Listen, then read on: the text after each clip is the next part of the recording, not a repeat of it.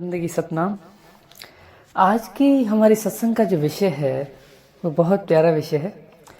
उस विषय में हम ये समझेंगे कि हमें भक्ति करनी क्यों है।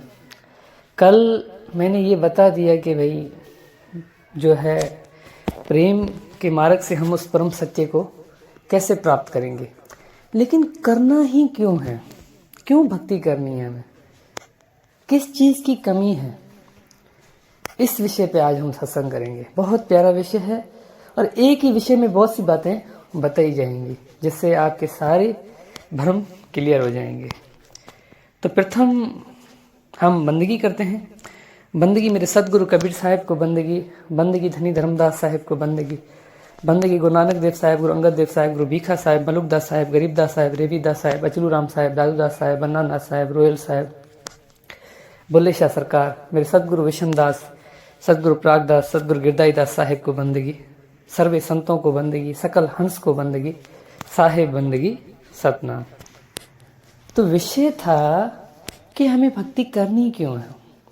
कल मैंने मार्ग से उस परम सत्य तक पहुंचने के लिए बताया था कि प्रेम के मार्ग से हम कैसे उस परम सत्य तक पहुंच सकते हैं। देखिए, संसार में हर किसी का अपना अपना मार्ग है, यानी कि रास्ता। कोई जो है किस रास्ते से कहीं पे पहुंच रहा है, कोई किस रास्ते से कहीं पे पहुंच रहा है, कोई किस रास्ते से कहीं पे पहुंच रहा है, लेकिन उन सब की मंजिल एक ही है। जैसे किसी को गंगा जी तीर्थ पर जाना है तो जितने भी हिंदू धर्म वाले हैं वो अलग अलग देशों से अपने उस तीर्थ धाम पर पहुंचेंगे। जिस प्रकार अगर मुसलमान जो हैं वो मक्के की उन्हें तीर्थ करना है, यात्रा करनी है, तो वो अलग अलग देशों से उस मक्के में जाएंगे। लेकिन देखिए, उन सब का जो मकसद है, जो लक्ष्य है, वो एक ही है, लेकिन उन सब का मार्ग अलग अलग है। इसी प्रकार इस संसार में हर मनुष्य का उस सत्य को प्राप्त करने के लिए अलग अलग मार्ग है, लेकिन दो जो है ना सबसे बड़े मार्ग है, और उस दोनों मार्गों में से भी जो सबसे प्यारा और सबसे आसानी से उस शब्द को, उस सत्य नाम को प्राप्त करने का जो मार्ग है वो प्रेम का मार्ग है। क्योंकि प्रेम के मार्ग में हमें कुछ करना नहीं पड़ता। तो ये तो विषय है नहीं। विषय ये है कि हमें भक्ति करनी क्यों है, किस चीज की कमी है। हम हृदय में ये विचार करते हैं कि परमात्मा ने हमें पूरा बनाया है, यानी ये शरीर हमें पूरा मिला हुआ है, पांचों तत्व इसमें पूरे हैं। हम देखते हैं तो परमात्मा ने मुझे आंखें दी हैं, परमात्मा ने मुझे नाक दिया है, परमात्मा ने मुझे मुंह दिया है, सारे शरीर के सारे अंग पूरे दिए हैं। हाँ, जिस मनुष्य के सारे पूरे हैं तो उसके अंदर तो अहंकार आता है ना कि भाई मैं क्यों करूं भक्ति। और अगर परमात्मा ने सिर्फ दौलत दे दी तो फिर और उसका दिमाग घूम जाएगा और उसके हृदय में अहंकार आ जाएगा कि परमात्मा ने मुझे ये भी सुख दिया है तो मैं क्यों करूं भक्ति। तो इस बात का जवाब आज हम जानेंगे। तो देखिए, क्या होता है कि परमात्मा ने इस संसार के हमें सारे सुख तो दिए हैं। अगर परमात्मा ने आपको एक स्वस्थ शरीर दिया है तो इससे बड़ी कोई नेमत नहीं है, इससे बड़ी कुछ भी नहीं है, इससे बढ़िया कि परमात्मा ने आपको इतना शरीर, अच्छा शरीर दिया है जिसमें कोई जो है कष्ट नहीं है, कोई पीड़ा नहीं है। लेकिन ये तो शारीरिक हो गया।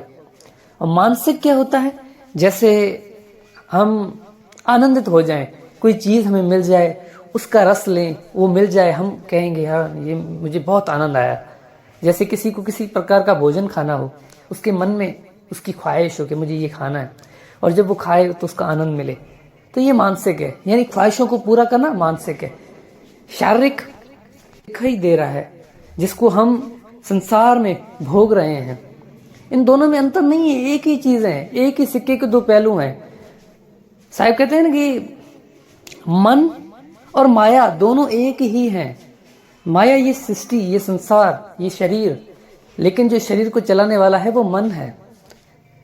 अब सवाल ये है कि हमें क्यों भक्ति करनी है। हमें इसलिए करनी है कि ना हम शरीर हैं ना हम मन हैं। इसीलिए हमें उस परम सत्य को प्राप्त करने के लिए हमें भक्ति करनी पड़ती है। देखें, जैसे शरीर का भोजन अन्न है, दूध है, मक्खन है, रोटी है, चावल है, शरीर के भोजन। इसी प्रकार मन के भोजन विकार हैं, विकारों से वो अपनी शक्ति प्राप्त करता है। तो विकारों से कैसे? यानी जितने ही विकार है वो उसका आनंद लेता है, उसका रस लेता है, तो वो समझता है कि मैंने, वो आनंद मिलता है। वो आनंद थोड़े समय के लिए होता है, लेकिन उसको लगता है कि मैंने पता नहीं क्या प्राप्त कर लिया। जैसे मैंने आपको बताया कि किसी शब्द सुप्रस रूप रस गंध किसी विकार हैं ये, ठीक है। अब इसमें से कोई भी विकार आपकी पूर्ति हो जाए, उस विकार की जिसकी आपके हृदय में आस है या जिसके हृदय में आपकी ख्वाहिश है, तो आपका मन संतुष्ट हो जाता है। लेकिन वो मन कुछ समय के लिए संतुष्ट होता है, ऐसा नहीं है कि बस वो संतुष्ट हो गया, क्योंकि मन कभी भी संतुष्ट नहीं होता, थोड़े समय के लिए होता है। कि थोड़ी आस होती है, वो पूरी हो गई, अब उससे बड़ी आस हो जाती है। जैसे आपकी आस है कि मुझे अच्छा घर बनाना है, अब वो अच्छा घर बन गया तो फिर आपकी ख्वाहिश होगी कि मेरा अच्छा महल बन जाए, तो ये तो कभी कम होने वाली है ही नहीं, ठीक है। लेकिन फिर भी अगर कम करनी है तो ख्वाहिशात इतनी बढ़ा दें, मन की ख्वाहिश इतनी बढ़ा दें कि वो जब पूरी हो जाए तो नीचे वाली जितनी भी ख्वाहिशें वो सारी ढह जाए। तो ऐसा भी कर सकते हो आप। लेकिन ये तो हो गया मानसिक और शारीरिक। हम क्या हैं? हम है आत्मा, और आत्मा का भोजन क्या है? शब्द। आत्मा का भोजन क्या है? सत्य नाम। आत्मा का भोजन क्या है? अखंड धुनी। अब उस धुन को, उस शब्द को, उस सत्य नाम को जब आत्मा अनुभव करेगी तो वो आनंदित होगी, वो मगन होगी, वो मस्त होगी, उससे पूर्णताई महसूस होगी। वो समझेगी कि मैं अब पूर्ण हो गई हूं, मुझे किसी चीज की कमी नहीं है, अब मैं अपने में आनंदित हूं। साहेब के नाम पे एक भजन है ना, जपो रे मन केवल नाम कबीर, मुझे लगा इसी में है कि भाई सुबह धुन की खीर, वो शुबद है, वो धुन की खीर, यानी उसका जो आनंद है, उसका जो रस है, जब मैंने उस शब्द की, उस धुन को सुना, उसको अनुभव किया, तो मैं खुद को पूर्ण समझने लगा। पूर्ण यानी मुझे ये फील होने लगा कि मुझ में अभी किसी चीज की कमी नहीं है। ये कमी क्यों नहीं लग रही है? क्योंकि आपने आत्मा के भोजन को जान लिया है। अब आत्मा का भोजन, आप इसको ऐसा नहीं समझिए कि सच में कोई खाना है, उस शब्द को खाना वाना नहीं है।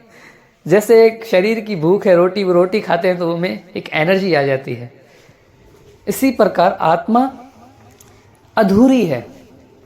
आत्मा के हृदय में एक भूख है अपने परमात्मा से मिलन की, अपने उस निज शब्द की, कि जब उसको उस निज शब्द की पूर्ति होती है, जब उस निज शब्द की उसे धुन सुनाई देती है, जब वो उस निज शब्द की धुन को अनुभव करता है, तो वो उसको ऐसा लगता है कि बस अब मुझे कुछ नहीं चाहिए। के लिए मीराबाई ने कहा कि पायो जी मैंने राम रतन धन पायो, वस्तु अमोलक दी मेरे सतगुरु, कृपा कर अपनायो। पायो जी मैंने राम रतन धन पायो, कि मैंने उस राम के रतन को पा लिया है, और वस्तु अमोलक दी मेरे सदगुरु, उस मालिक ने, उस सदगुरु ने, उस दाता ने, जिसके लिए मैं कहता हूं कि सदगुरु इस संसार में कोई नहीं है। सदगुरु बड़े दयाल थे, हम पे कृपा की।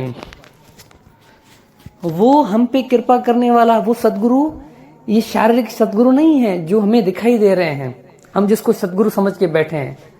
मेरे जैसे बहुत ज्ञान करने वाले खुद को कह रहे हैं कि मैं सदगुरु हूं, हम में से कोई भी नहीं है मेरे भाई।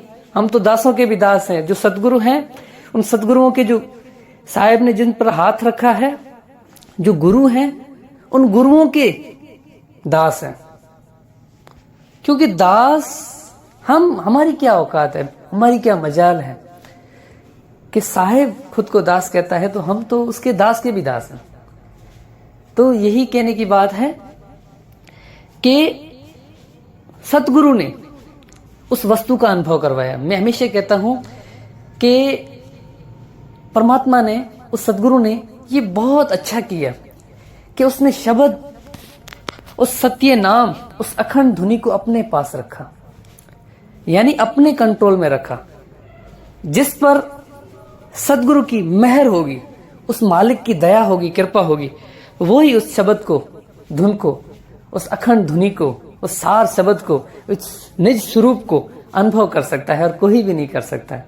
और ये अच्छी बात है, क्योंकि आप मुझसे धोखा कर सकते हो, आप अपने गुरु से धोखा कर सकते हो, आप किसी भी सच्चे सदगुरु से धोखा कर सकते हो, लेकिन उस मालिक से धोखा नहीं कर सकते। उस सच्चे सदगुरु जो मेरा मालिक है, जो दाता है, जो गुरुओं का गुरु है, उससे कोई धोखा नहीं कर सकता। वो आपके हृदय का सब कुछ जानता है कि आप कैसे हो, क्या आपके हृदय में सच में उसको प्राप्त करने की लगन है या आप ड्रामा कर रहे हो, एक्टिंग कर रहे हो। तो ये उस मालिक को सब पता है। तो भाई विषय समझ में आ गया होगा कि विषय ये है कि हमें भक्ति क्यों करनी है। हमें भक्ति इसलिए करनी है क्योंकि हम अधूरे हैं। शारीरिक और मानसिक तो पूर्ति हो जाती है, लेकिन आत्मिक, हम आत्मा की अगर दृष्टिकोण से देखें तो हम अधूरे हैं। कमी है। किस चीज की कमी है?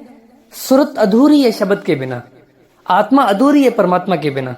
और जब तक आत्मा का मिलन परमात्मा से नहीं होता है, तब तक वो ऐसे ही भटकती रहेगी 84 लाख जोनियों में। तो इस 84 लाख जोनियों से उसकी भटकना को खत्म करने के लिए उस शब्द की जरूरत पड़ती है। और वो शब्द कोई और नहीं देता, वो सदगुरु देता है, वो मेरा मालिक देता है। बस इस संसार में अनेक गुरु हैं जो हमें उस शब्द तक पहुंचने के लिए और उस सदगुरु से अरदास करने के लिए जो विधियां देते हैं, जो विधि मिलती है, वो हमें इस संसार के गुरु देते हैं। क्यों देते हैं? क्योंकि उन गुरुओं ने उस शब्द को अनुभव किया है। कैसे किया है? उन्होंने अपने मार्ग पे चलते हुए वो अपना मार्ग आपसे शेयर करते हैं, आपको बताते हैं कि मैंने इस मार्ग पे चल के उस सत्य नाम, उस सत्य शब्द, उस सत्य सदगुरु को अनुभव किया है। तो मेरे भाई, यही आज के हमारे सत्संग का विषय था। जितनी बात थोड़ी की जाए इतना अच्छा है ज़्यादा बात करने से, क्योंकि बात थोड़ी हो, अगर उस बात में सार हो तो बस ये बहुत है। तो यही आज के लिए है। आज के लिए बस इतना ही। साहिब बंदगी।